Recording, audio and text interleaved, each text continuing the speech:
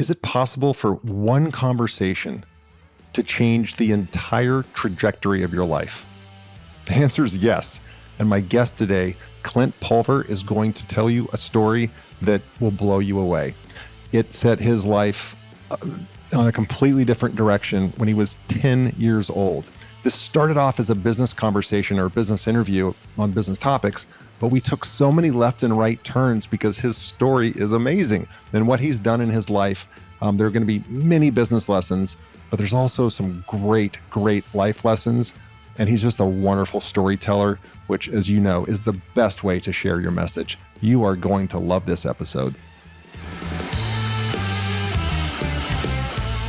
He has won an Emmy Award. He's a leadership keynote speaker and a #1 best-selling author. Clint Pulver works with organizations who want to retain, engage, and inspire their employees. As the president and founder of the Center for Employee Retention, Clint has transformed how corporations, including Keller Williams, NASA, and Hewlett-Packard, to name a few, create lasting loyalty through his work and his years of research as the Undercover Millennial. I can't wait to learn about this. He's appeared on America's Got Talent and several different feature films with actors like Jack Black and John Heder. Clint was given the prestigious Emmy Award in 2020 and also named one of Business Q magazine's top 40 under 40 for his work in helping organizations elevate their why of mentorship in the workplace and how connected and engaged employees yield loyal and long-term retention within organizations. That's a long-winded, fancy way of saying he helps companies keep their people longer because that builds a bigger, better business. So with all that being said, and that was a mouthful, Clint, welcome to the ThriveMore podcast. Thanks, Roger. I'm honored to be here. Thanks for letting me. Oh my gosh. So glad to have you. So as we get started, I would love to just hear what the impetus was for why you created your company, the Center for Employee Retention. Like, what made you decide to found that and build that business? So the Center for Employee Retention was founded within the research study called the Undercover Millennial program. And it started, over 6.5 years ago. I was a part of a mastermind group, and we were in New York City studying and working with other leaders, talking about their ideology, their business tactics, their strategies. And one of the business owners that we met with owned a large sporting good retail store. And we're in the store, we're talking about everything he's done to create this enterprise. And I just asked him, I said, so when it comes to your management style, do you feel like the way that you manage employees today is the same way you managed employees 20 years ago? And he fired back and said, oh, absolutely. He goes, there's no need to change when it comes to my people. And, for the last 40 minutes, he was talking about how you have to consistently change in business to meet the demands of an ever-changing marketplace. Yeah. And I just was taken back by that answer. And I remember looking around in his store, and all of his employees at the time were, my age or younger. So millennials, Gen Z, younger people. And I just thought, I wonder if they would have that same kind of response. I wonder if they would say the same thing, that everything's great and everything's wonderful. And the way it's always been is just blissful. And so we thanked him for his time. I had about 45 minutes to kill until we needed to be to the next place. We had nothing else to do. We're in his store. People are kind of shopping, looking around. And I just, out of curiosity, I walked up to the first employee that he had, and I just said, hey, I'm just curious, what's it like to work here? And the employee kind of got quiet, looked around. It felt like an illegal drug exchange. And then he told me everything. He's like, dude, we're all numbers, man. Like, I'm a cog in a wheel. Wow. I don't even think my manager knows my name. And I'm like, what is happening? And I thought, okay, well, maybe this guy's having a bad day. So I went and asked another employee and another. And at the end of the 45 minutes that I had, I interviewed 6 of this gentleman's team members, 6 of them. And 5 out of those 6 employees said they would not be working for this guy in his store in less than 3.5 months. Most of them had already applied to different places. The disconnect was so apparent, the perception of leadership versus the reality of an employee experience and how different that was. And I just remember thinking to myself, God, I wish he could hear this. I wish he had a better insight into the reality of what his employees were experiencing.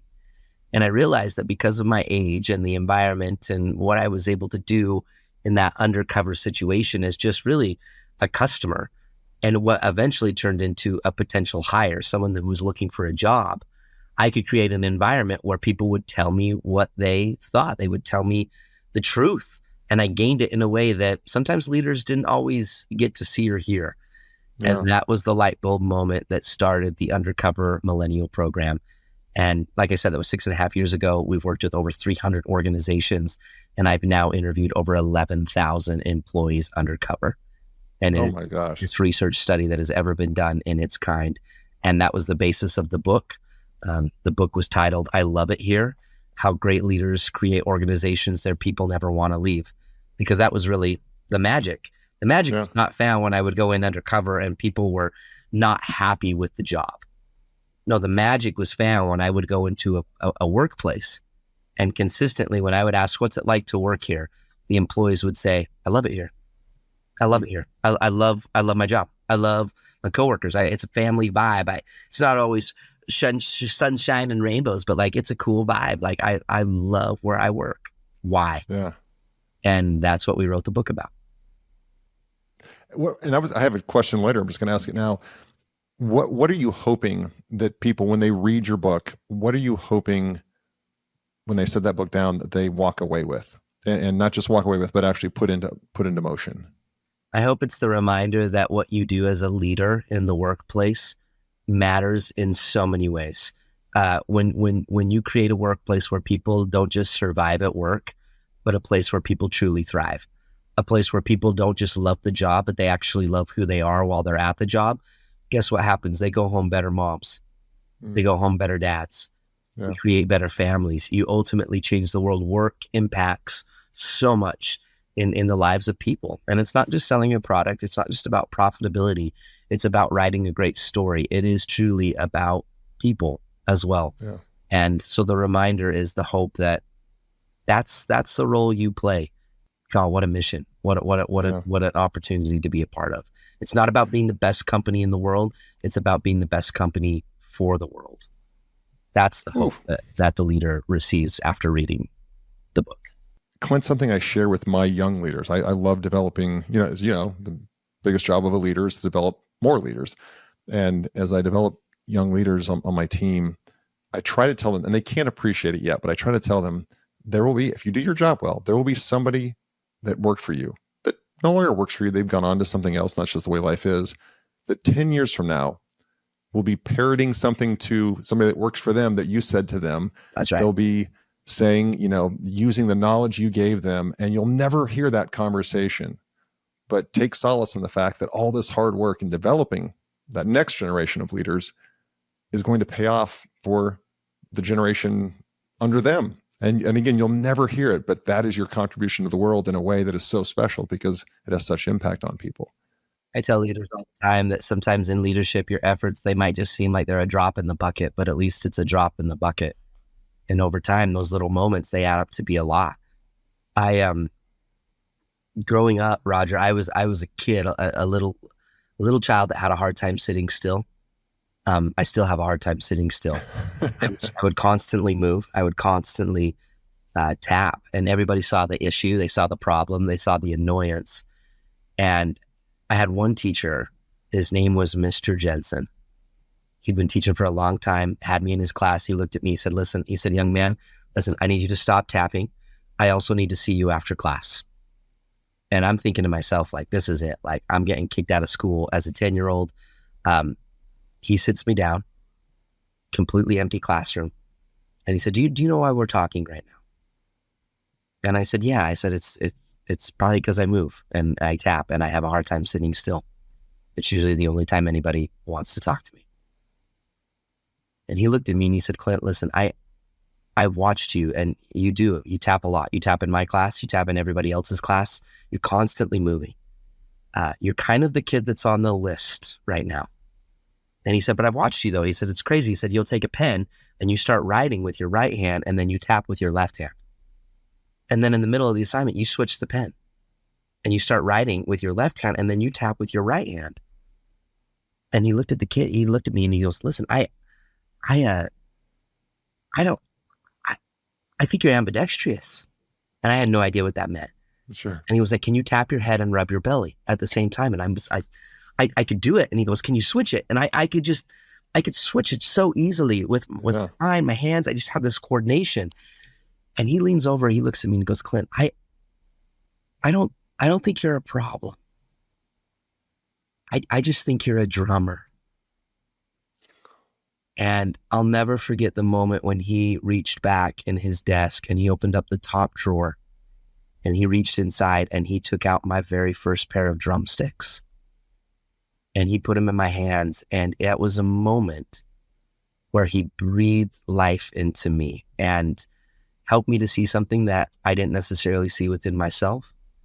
And that was over 25 years ago, Roger. Wow. For 25 years, I have traveled and toured and recorded as a professional drummer all over the world. I played the drums with the Blue Man Group. I was a drummer with Tim McGraw, Carrie Underwood. My whole college education was paid for because of music scholarships. All because of one Mr. Jensen moment when a leader, again, decided not to just, teach curriculum, but to teach a student. How do you advocate for a kid and not just develop them? And from that moment, that one moment that a leader created has now impacted millions of people. So what you talk about is so true. So true. Clint, that was a great story. I mean, that's story tells, that was way better than what I said, because that is a memorable story. And thank you for sharing that. Yep. That is really, really, really cool. Go that teacher, man. Wow. Okay. We're going to have to talk about music for a second, because I'm a guitarist by trade, played in my teens, my 20s in bar bands and, some original bands and stuff. I just went to the Rock and Roll Hall of Fame 2 weeks ago, by the way. And it was just like mecca for me, just absolutely mecca. Jumped in with the garage band that they have there. That was fun. So tell me I would love to hear just about your music career and touring and your experience with that, because the business of music and the work of music is not the 90 minutes on stage, man. You know that. Yeah. Behind the curtains a lot. And if you could just speak to it, I'd love to. Yeah. The world of music has been a part of my life for a long time. Touring, everyone always is like, oh man, that's so cool. And like, you were playing in arenas and you were totally like doing the rock star life. And it was fun. It was really, it was exciting. And it was a lot of work, right? It comes down to relationships. You can be the raddest, baddest player, but if nobody likes you, it's going to be hard to work. When I was in Nashville, LA, doing that in the music scene, so much of it was just, are you a good hang? Are you a good relationship? Yeah, you can play, but are you someone I want to live on a bus with for 6 months? Yeah. And so it was fun until I decided, I want to be a dad and I want to have a family. And when you're on tour, but there's no coming home. And so for me, the goal was never to like long-term do the professional musician thing. I left that industry and I ended up going into the medical field, and I was an orthopedic specialist for 5 years and was absolutely miserable doing that, making great money. Sure. Checked off all the boxes, home 9 to 5, a 401k, the benefits, the works. But there was in college, there was a gentleman, another great mentor, Mr. Jensen of sorts, that shared with me a quote by Oscar Wilde. And the quote says this, the quote is, "To live is the rarest thing in the world. For most people, merely just exist." And that quote haunted me every day, like post-college into my working career in the medical field, like really to actually live, like to have the sense of significance in your life, not just success, but that you felt like you were really vibing with your purpose, your passion, and your ability to provide in a way that was sufficient for you. And I don't know, there was another quote, Mark Twain, like there's 2 important days in a person's life, the day you're born and then the day you figure out why. And for me, I just felt like every day in that white operating room, I was like, man, I was not put on this earth to do this. Yeah. And out of desperation, it kind of led to this moment with 2 of my friends. I said, guys, we were sitting down having dinner, both college graduates, very successful.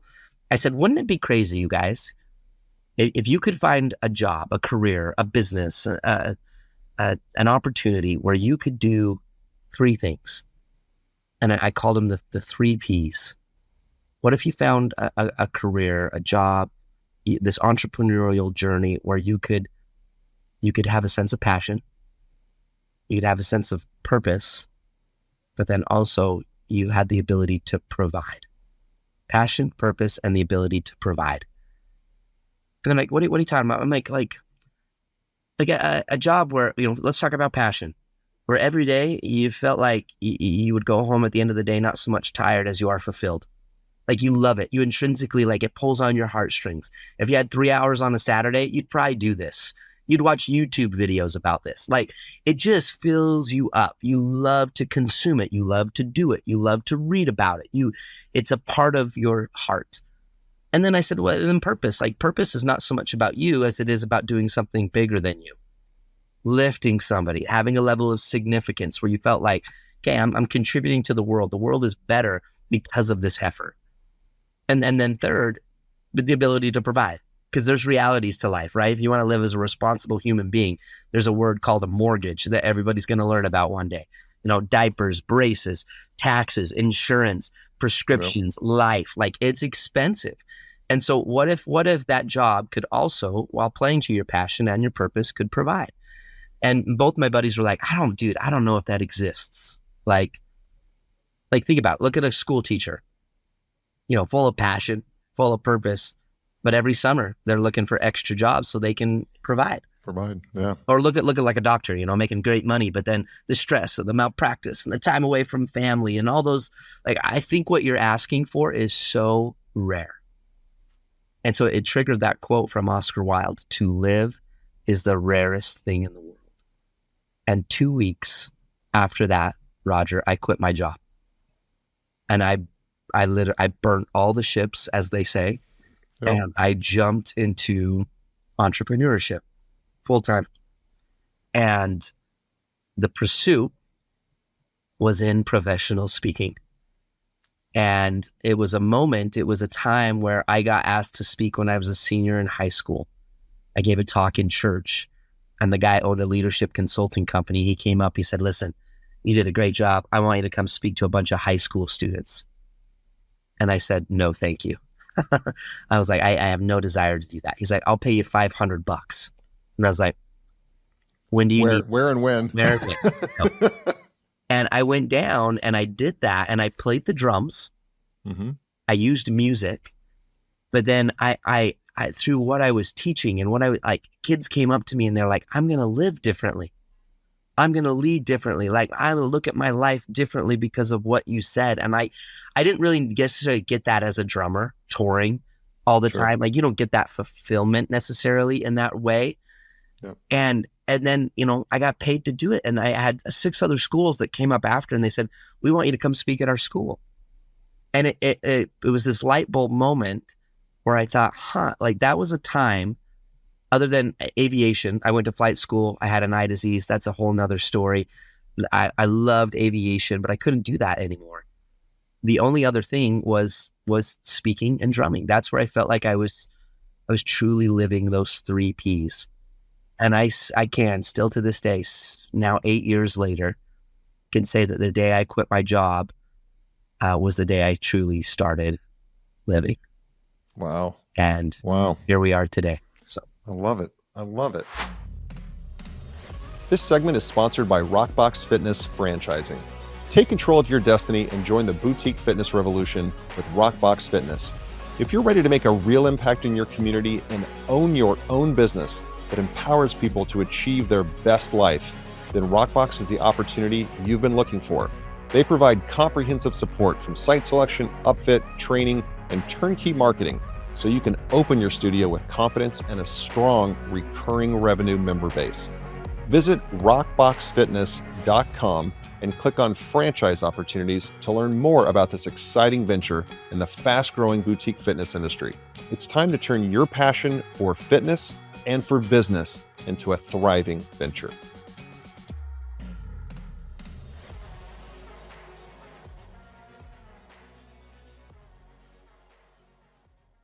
I definitely want to ask you some more about leadership and employee satisfaction and all that, because that's your expertise. But I can't not take a left turn here and just ask, like, okay, so what did that lead to? Because somehow you win an Emmy, you end up acting some with Jack Black, John Heder. Like, how did that happen? Yeah. So I think life is magic and life is short. And I think at the end of your life, you're going to be surrounded by two things. You're going to be surrounded by the woulda, shoulda, couldas, or you'll be surrounded by the do it, did it, done it's. Yeah. And again, to live, to really live, so rare. It's the rarest thing in the world. And I think, again, the cliche saying of you can live a life by design or you can live a life by default. I have many friends, many colleagues, many other peers that live a life by default, right? Where you are is where you are. You're there, you're working till Fridays. It's the 9 to 5. It's a job. You get through it. It is what it is. Like, I refuse to live that life. I refuse to live that story. And so one thing that's helped me to be intentional about that, I have a bucket list. Bucket list is so simple, but it's a big deal. I also have a vision board, and that vision board lives in my room. And every day, every decision, every choice that I make with my family, my faith, my business, it all revolves around that center point, that focus, because that is how I'm trying to live a life of significance. And so on my bucket list, I put, God, this was probably 12 years ago. I wrote on the bucket list, be in a movie. I was like, that'd be cool. Like, why not? And I had a friend that had been in some movies. He's like, it's so fun, like being on set and then that vibe. And like, I was like, cool. That sounds like an awesome experience that would be fun to have in this life. And I remember I looked down, it was number 47 on the list. And I picked up the phone and I Googled acting agencies in Utah where I live. And the first one popped up. I called them. I said, hey, I want to try to be in a movie. And the agent was like, okay, that's not really how this works. Are you an actor? And I said, no. She said, have you ever done theater? I said, never. She's like, well, then I don't know really how this is going to work. And I said, no, you don't understand. I have a bucket list. It's a very big deal. If I put it on the bucket list, it has to happen. And she laughed and she's like, well, do you do anything else? I said, well, I'm a professional drummer. I've been a drummer for a long time. She's like, okay, we've got a music side of our business. She's like, if you let me represent you as a drummer for our agency, I'll send you on a few movie auditions. I said, done. You got a deal. 2 weeks after I signed with her, she sent me on my first audition for a motion picture film. And I went through 4 callbacks. And I still to this day, I'm not totally sure how it all happened, but I got cast in that movie. What was the movie? The movie's called Saturday's Warrior. And it had a great theater run. And when you get a big movie like that, you get a movie that goes on the big screen. Yeah. All of a sudden, everybody thinks like you can act. Everybody's like, okay, like there's some credibility. And so now having that on my resume, I would go and I would do other auditions and it was just fun at that point in my life. It was like, why not? And that's how the movie with Jack Black came about, the movie with John Heder. Yeah. So I still to this day would never consider myself an actor as much as I'm an avid connoisseur of a bucket list. So that all happened. I love that. And the Emmy, how did that materialize? Yeah. So that story that I told you about Mr. Jensen, my teacher, we created into a short film. If you go on YouTube and you type in "Be a Mr. Jensen," the video has over 19 million views across all of the different platforms that it's on. So Facebook, Instagram, YouTube, TikTok.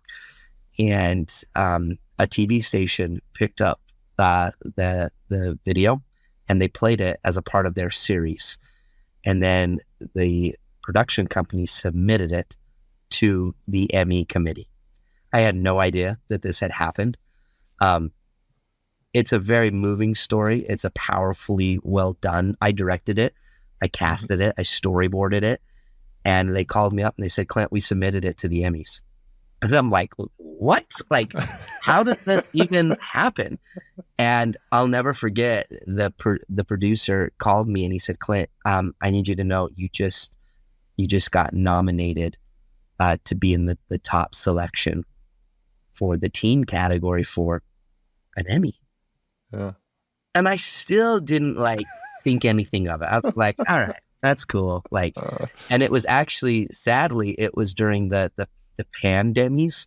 So I got my Emmy in 2020, and it was during COVID.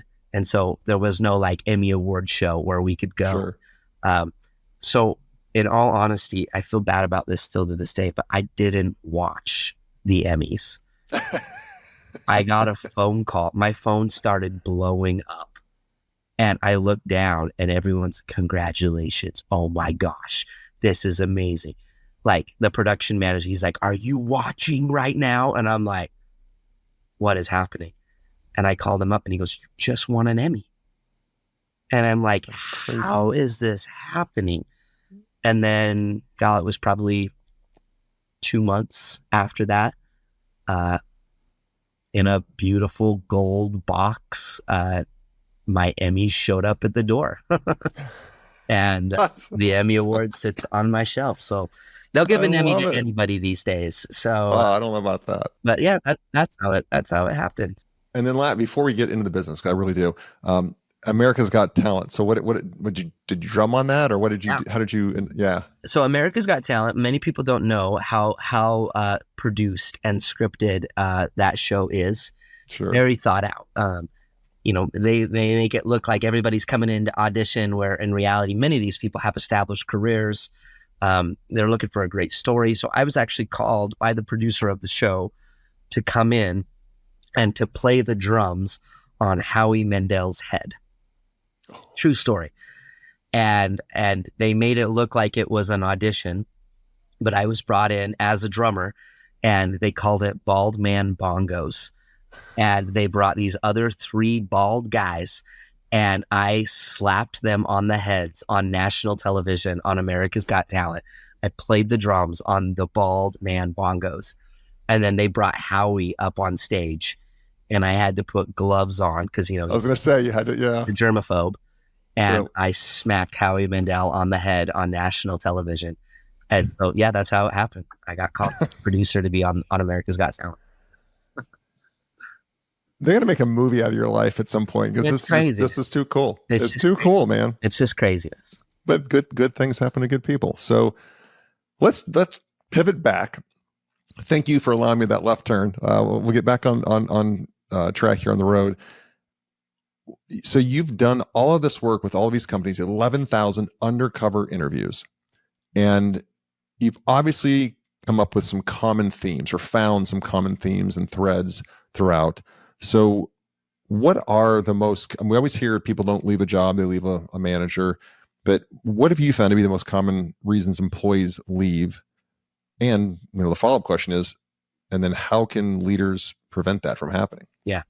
The number one foundational principle to why people stayed, when people hated their job, they always talked about a manager.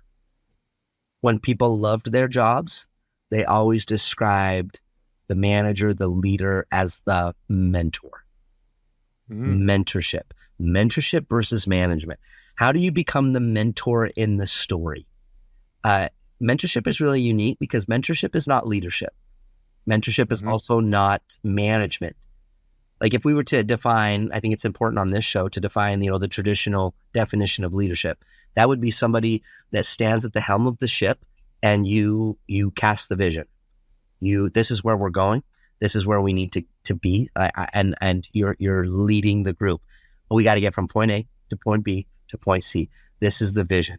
And the goal is to get people to make that vision come to fruition. That's good traditional leadership. Management is about making sure there's no holes in the ship, making sure that we get there fast, efficiently, effectively. Mentorship is about taking care of people on the ship. You cannot become the mentor in the story until the mentee invites you into their heart. When we found these significant leaders that earned the ability to be called the mentor in the story, to be the person that people chose, they chose you. When they looked at you, they said, I get to live a better story because of you, right? They were the Obi-Wan Kenobi to the Luke Skywalker. They were the Mick to Rocky. They're the Mufasa to Simba, right? The Gandalf to Frodo.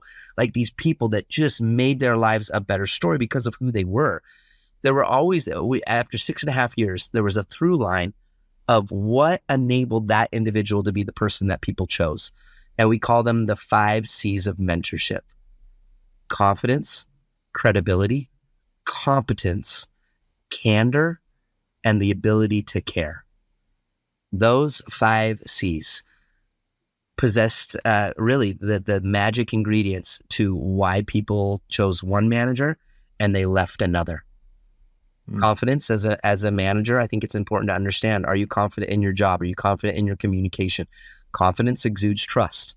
Are you confident in the process that because I work here, I'm going to get a raise eventually, and I'm going to have good benefits that are going to last, and I'm going to have a stability in my job, and you're going to advocate for me, not just develop me. Confidence is crucial, but it's one thing to be confident as much as it is to also be credible. So credibility was your background. That's your history. That's your resume. Have you ever been do you know what it's like to be a teller on 2 weeks of a 5-long career? Like, do you know what that's like? Okay. You're a teacher. You're the science teacher. Well, have you ever blown anything up before? Have you ever done a hypothesis? Like, did you study science in school? Like, what gives you the history, the credibility to teach me, to walk with me? Competence was key, because it's one thing to be a theorist in your leadership. It's another thing to be a practitioner. A lot of managers, a lot of leaders, you're really good at crossing the T's and dotting the I's. We balance the books. I manage a schedule, show up, do your job, get it done. Versus a leader that had the ability to jump in and actually do the things that they were telling others to do, right? If I go to you as a drummer, you know this as a musician, Roger. If I'm going to choose you to learn from you, I kind of want to know, are you gigging on the weekends? Sure. Like, do you still play, or are you just somebody that knows everything about percussion theory, right? Yeah. There's a difference between the ability to play versus being just a theorist. And then candor. Candor was another key component. I believe great mentors have the ability to create relationships with employees in a way that it was so strong that honesty could exist. It's not all sunshine and rainbows in leadership. Sometimes we have to have tough conversations, difficult conversations. We have to uphold high standards in what we do. It always came down to standards and connection. Standards and connection. Some managers, really low standards, high connection, right? They weren't good at like getting things done, but everybody loved them. Or there were people that were really good at standards and nobody loved them. It's like command and control, get your job done. Some leaders were low on both. The mentor was high on both, high on standards, high on connection. The problem occurs though, because no significant loyalty, we found in our research, no significant loyalty ever happened without significant connection. So you can't uphold high standards. You can't have crucial conversations. You can't be candid with somebody when you've made no deposits of trust. Yeah. So therefore the bank account is empty, right? You can't withdraw from that and uphold high standards. And so that's why the 5th C is the ability to care. To really, again, like I mentioned, advocate for an employee, not just develop them. When you look at this and you look at a situation, look at an employee and you go, listen, my job is not to pull you. My job is not to push you. My job is to walk with you. And when you're successful, then we become successful. That mentality, that matters to people. That's what they remember. And you think about a mentor in your life. I'm sure you've had many, Roger. You chose them. You chose those people. Yeah. You sought them out because probably, I won't even say probably. I know that you sought those people out because of those 5 C's. Yeah, they were someone who was confident. They were credible. They were competent. You knew that they would be honest with you, but they also cared about your story and the success that you would have. And in doing so, you chose them. And they become the Mr. Jensens. They become those transformative figures in your life that you go, I like myself best because I'm with you. That in the workplace wins. Killer. I want to find out more about this Undercover Millennial. Where did that come from? You said it was a research project or a mastermind? But so it came from, again, that original story, right? I'm in the store. We did the research and I'm a millennial. So that's the generation I was born in. Sure. So I would go in undercover as a millennial. And so that's how the name, the Undercover Millennial program, came to be. And we started with small local businesses, and I would go in, and at the time I had a hidden camera, I had a pen, and then I had a little lapel camera, and I would go in and we would actually film the employees. We'd blur out their faces, we'd change their voices. And then on the larger companies, we would create a little 1 minute, 2 minute highlight video. And I would go in and start training and speaking, and we would show that video. And it was profound, because again, you had leaders that thought, we're crushing it, we're killing, or leaders that would blame the employees. Yeah. It was, nobody wants to work. It's this generation. It's the dang millennials. It's the dang Gen Z. Like they don't want to work. They just want to stay at home, and they want beanbag chairs and Cheetos and ski passes. and really it came down to, no, do they want to work for you? Yeah. And when they heard the truth, the authentic stories of what they were doing to create the reactions that they were receiving, it changed the game. It changes that perspective. And it's been I'll never do it again. It was so much work, but it truly is some of it's work that I'm proud of. And it is research that has changed the game in so many organizations across the country, and something that I'm really proud of. So I tip my hat too to the companies that invited you in, because that takes courage, because they're going to see the unfiltered, it takes some courage to do that, Also understood though too, Roger, like the bleeding that was taking place. Yeah. Every time an employee left, what that cost them, or even worse, when an employee mentally checks out and then they stayed. Like that amount of toxicity, that amount of point, like to where these organizations are like, okay, we just got to know. We got to know what's going on. We got to know. And it was that kind of mentality that I think allowed them to get to a point where they said, enough is enough and we got to do better. So you're right. I applaud them. And those companies it's so cool now to see how many of them are thriving, and retention is through the roof, and they're in such a better spot, and their people are so much happier. And I don't know, it's awesome. It's great work to be a part of. This segment is sponsored by Beamlight Sauna Franchising. Are you looking to take control of your destiny and own your own business? Do you want a great brand in a rapidly growing market? Well, Beamlight Sauna is a nationwide health and wellness franchise with amazing opportunities in select markets. You can bring the power of infrared sauna and red light therapy to your community while you build a thriving business. Beamlight Sauna offers support that includes site selection, build out, even pre-launch programs and turnkey marketing, so you can open your studio with a large recurring revenue member base. To learn more about business ownership and franchise opportunities in the fast-growing health and wellness space, go to beamlightsauna.com. That's BEEM lightsauna.com, and click on franchise opportunities to learn more. I always ask my guests, like this, I end with the same three questions before we find out how people can connect with you and stuff. But I'm really interested in your answers to these. So first one is, my listeners know I'm an avid reader. I just devour business books, and I love biographies, business biographies and whatnot. Great storytelling, right? But was there a book that you read? It could have been last week. It could have been 20 years ago, that when you put that book down, you said, okay, I'll never think about this subject the same way again, or it just had a profound impact on you, Clint. Is there a specific book you could share in the author? Yeah, 100%. Yeah, A Million Miles in 1,000 Years. A Million Miles in 1,000. Full book. Yeah, the book is written by Donald Miller.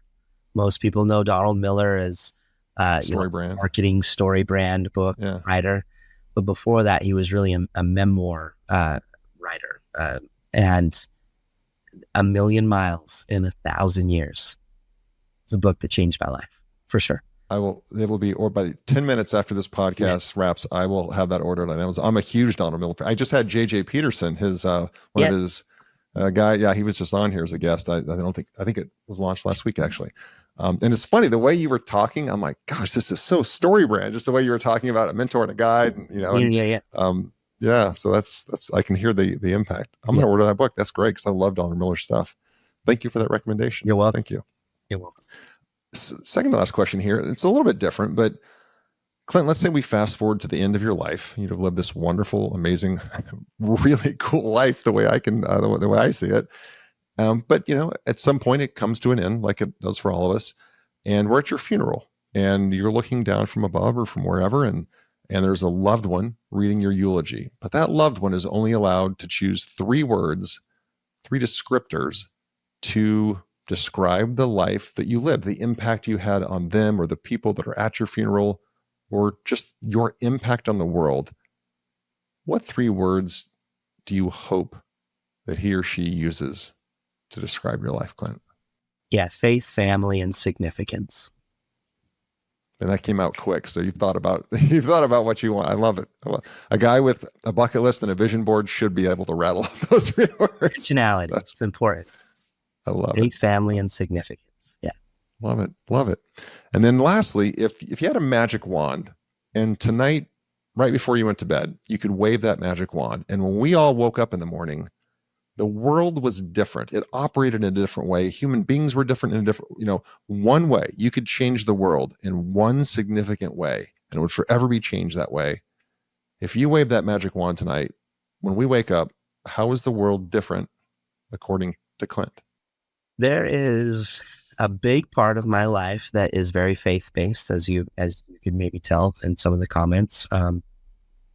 I believe in God, and that Christian faith is a big part of my motivation in my life. And, having a belief in something bigger than me, right? That higher sense of power, that higher sense of being, a heavenly Father that wants me to have joy and fulfillment and goodness in my life.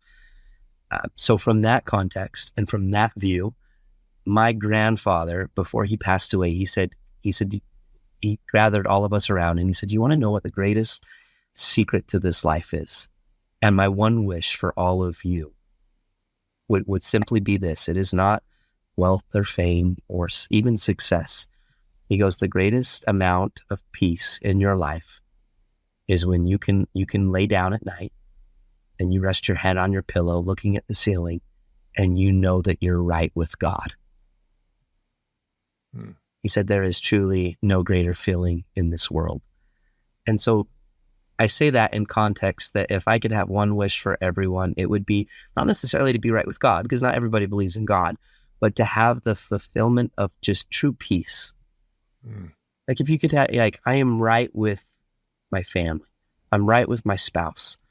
I'm right with my future self, and that one day I can look at who I am and be proud of that.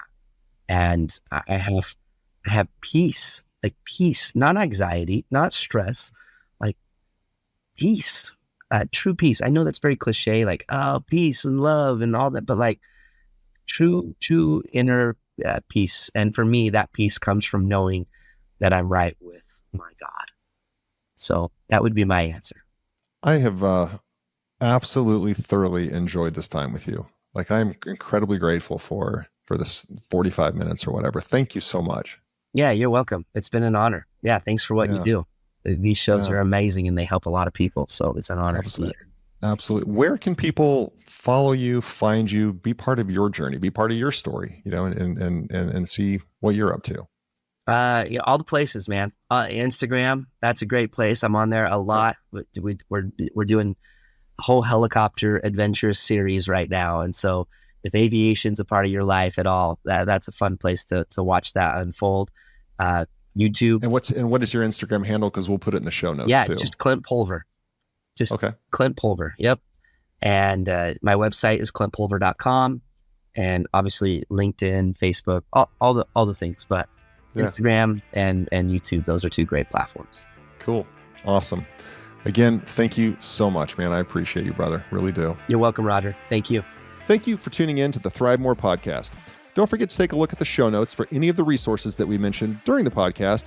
And if you haven't already, be sure to hit the subscribe button and turn on your notifications so you have access to the latest and the greatest. You can connect with me on any of the socials at Real Roger Martin. And be sure to check out our website, ThriveMoreBrands.com. There you'll find information on the brands we support and information on franchising. Thanks again for tuning in.